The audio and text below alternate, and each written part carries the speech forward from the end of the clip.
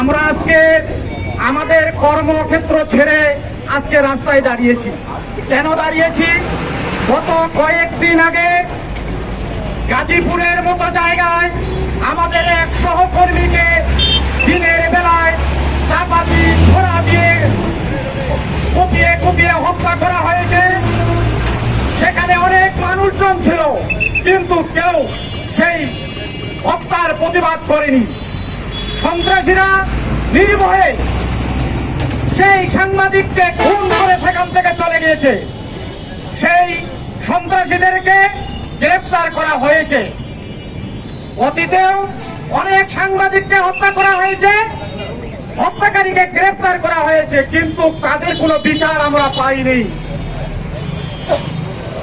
আমরা যে তুহিন হত্যাকারীদেরকে গ্রেফতার করা হয়েছে, আমরা তাদের ফাঁসি চাই এবং অনতিবিলম্বে তাদেরকে যেন ফাঁসির কাস্টে ঝুলানো হয় এবং এমন বিচার করানো হয় যে বিচারের মাধ্যমে এই দেশের মানুষ বুঝতে পারে যে এই ধরনের আর খুন খারাপি করা যাবে না। সম্মানিত উপস্থিতি, আমরা দেখেছি সাগরুনি হত্যা হয়েছে। সাগরুনির হত্যার যে প্রতিবেদন সেঞ্চুরি পার করেছে, কিন্তু কি হয়েছে? বিচার হয়নি। সাগরুনির সন্তান আজকে বড় হয়েছে, কিন্তু তার বাবা মার বিচার পায়নি। আমরা সরকারের কাছে, অন্তর্বর্তীকালীন সরকারের কাছে আমরা আহ্বান জানাবো, এই 6 মাসের মধ্যে যেন এই তুহিন হত্যার যে মূল কারিগর তাদেরকে যেন ফাঁসির কাস্টে ঝুলানো হয়।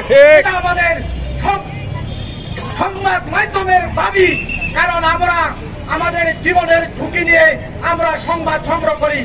সামান্য একটি ঘটনাকে নিয়ে সে ভিডিও করেছে, সেই ভিডিওকে কেন্দ্র করে যে তুহিনকে হত্যা করা হয়েছে, এই হত্যাকারীদেরকে গ্রেফতার করা হয়েছে। কিন্তু আমরা কি দেখেছি তাদের আচরণ? তারা বলেছে যে আমরা তো আবার বাইর হব। তাদের ভিত্রতা কত দূর? আমরা চাই যে এই সমস্ত সন্ত্রাসীদের, এই সমস্ত হত্যাকারীদের পূর্ণাঙ্গ বিচার করে ফাঁসির কাস্টে ঝুলিয়ে তাদেরকে শাস্তি